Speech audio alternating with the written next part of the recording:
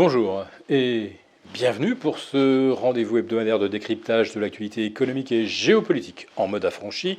Je salue tous les abonnés de TV Liberté pour cet épisode intitulé La Java des bombes atomiques. Bon, je fais référence à cette vieille chanson de Boris Vian de la fin des années 50. On est 60 ans plus tard et on va dire que la parodie est peut-être aujourd'hui le moyen le plus sympathique d'échapper à une actualité très sombre.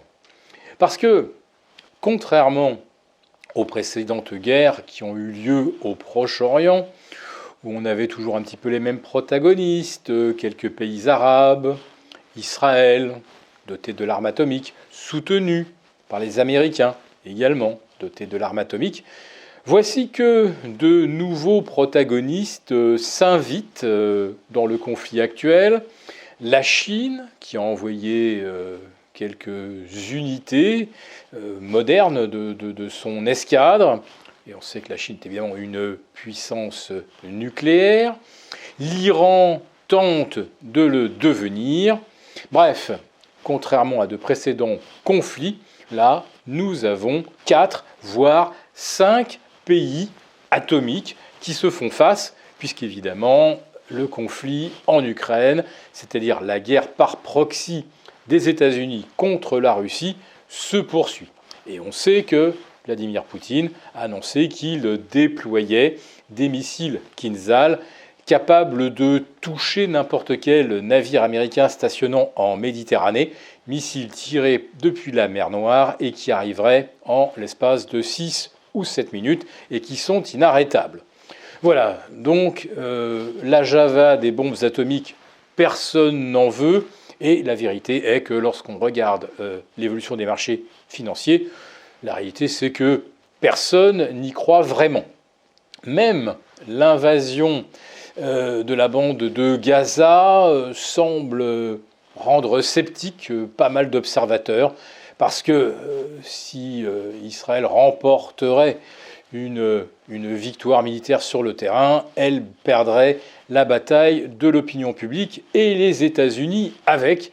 Et les États-Unis, on va le dire, ils n'ont peut-être pas besoin de ça, parce que leur principal souci aujourd'hui, c'est leur endettement et le soutien sans faille des États-Unis à Israël dans une opération impopulaire ferait que le dollar serait encore plus ouvertement boycotté par la Chine, par l'Afrique du Sud probablement, et beaucoup de membres des BRICS.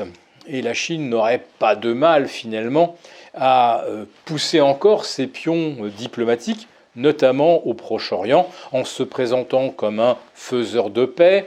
On préfère faire des affaires que la guerre.